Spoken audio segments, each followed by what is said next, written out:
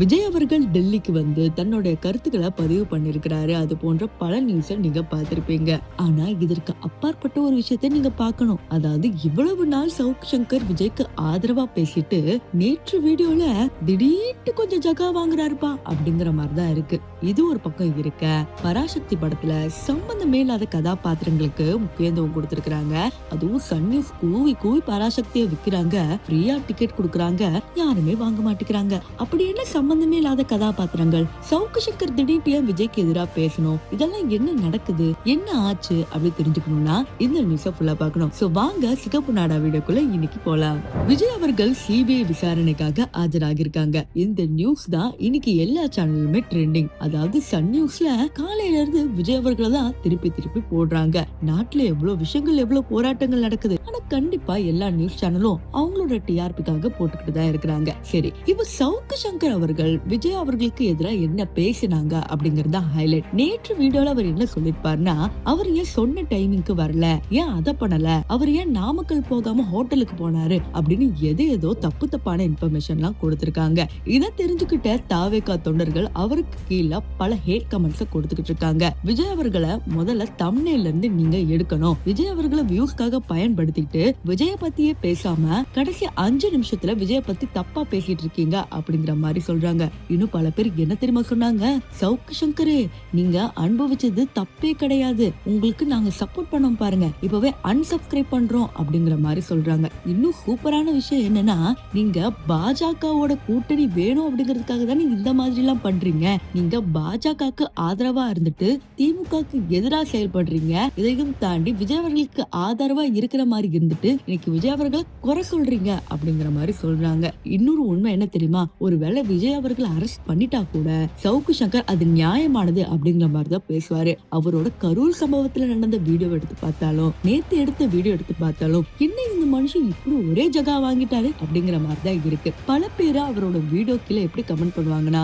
திமுகவோட உண்மையை தோலுறுத்தி காமத்ததற்கு நன்றி அப்படிங்கிற மாதிரி நிறைய விஷயங்கள் சொல்லுவாங்க. ஆனா நேற்று ஃபர்ஸ்ட் டைம் சவுக்கு சங்கர் அவர்களுக்கு அவ்வளவு ஒரு ஹேட் கமெண்ட்ஸ், என்ன தப்பான இன்ஃபர்மேஷனை வீடியோவோட எண்ட்ல சொல்லிருக்காரு. இதையும் தாண்டி விஜய் அவர்கள் மேலதான் முழுக்க முழுக்க தப்பு அப்படிங்கிற மாதிரி ரொம்ப அழுத்தி சொல்லிருக்கிறதுனால இந்த மாதிரி பல கமெண்ட் செக்ஷன் தான் நீங்க பாத்துட்டு இருக்கீங்க. சரி, இது ஒரு நியூஸ் இருக்கட்டும். சிபிஐ விசாரணை என்ன ஆயிட்டு இருக்கு அப்படிங்கிறது தொடர்ந்து நீங்க பல்வேறு நியூஸ் வேற வேற சேனல்ல பாத்துக்கிட்டு இருக்கீங்க. அதனால அதோட அப்டேட்டை முழுக்க முழுக்க நாளைக்கு சொல்றேன். சரி, இப்ப பராசக்தி படத்துல என்ன சம்பந்தமே இல்லாத கதாபாத்திரங்கள் உள்ள வருது, இதுதாங்க ஹைலைட். பராசக்தி படத்துல ஹிந்தி திணிப்புல யாரு முக்கியமா போராடினது? எம்ஜிஆர் அவர்களும் நெடுஞ்செழியன் அவர்களும் முக்கியமான இடத்துல இருந்து போராடினாங்க.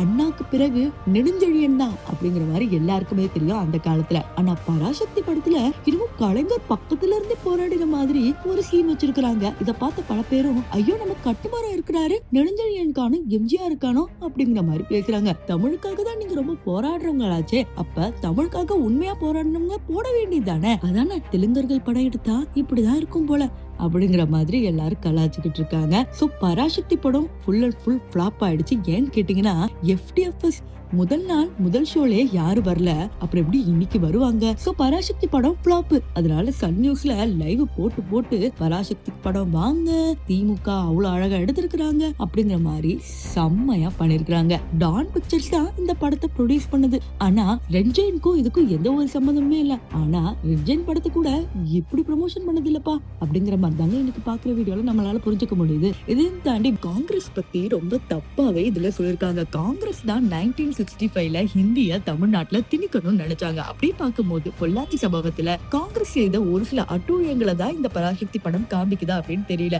கூட்டணியை வச்சுக்கிட்டு எப்படி இன்னொரு கூட்டணி கட்சி இப்படி சொல்றாங்க அப்படின்னு திமுகவே தெரியல. சொந்த காசுலயும் சூனியம் வச்சுக்கிறது இதுதானோ?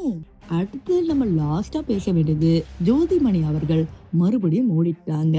ஒரு ஊருக்கு போய் எங்கேயாவது மக்கள் கேள்வி கேட்டாவே ஓட்டம் பிடிச்சு அப்படியே ஓடுறாங்க. இவங்க மட்டும் ஒலிம்பிக்ல விட்டா இவங்க தான் ஃபர்ஸ்ட் பிரைஸ்.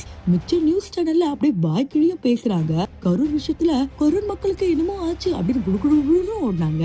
ஆனா இந்த மக்கள் கேள்வி கேட்டுட்டா மட்டும் என்ன பத்தி கேள்வி கேக்குறீங்க அப்படின்னு 4 அடியாளுகளை விட்டு மிரட்டுறாங்க. சரிங்க, இந்த தமிழகத்துல இது மட்டும் தான் ட்ரெண்டிங் ஆகுது. ஆனா 2 நாளைக்கு முன்னாடியே ஒரு சின்ன குழந்தைய ஸ்கூல் படிக்கிற பிள்ளைய கஞ்சா ஆசாமிகள் வெட்டியிருக்காங்க. இதை எத்தனை நியூஸ்ல பார்த்திருப்பீங்க. ஒரு சில பேர் இன்ஸ்டாகிராம்ல பார்த்திருப்பீங்க, ஒரு சில பேர் அப்படியே சோசியல் மீடியால மிச்ச Facebookல எல்லாத்தையும் பார்த்திருப்பீங்க. ஆனா இந்த மாதிரி நியூஸ் வந்தது தெரியல. ஏன்னா ஊடகங்கள் டிஆர்பிக்கு மட்டும் தானே அலையறாங்க. அப்ப உண்மையை நான் எங்க தெரிஞ்சுக்கிறது? சவுக்கு சங்கர் வீடியோலயா இல்ல வேற யூடியூப் சேனல்ல அப்படி கேட்டீங்கன்னா கண்டிப்பா நீங்க சிகப்பு நாடாக்கு சப்ஸ்கிரைப் பண்ணுங்க. நாங்க நடுநிலையா உங்களுக்கு எல்லா செய்திகளும் உங்களிடமே வந்து சேர்க்கிறோம்.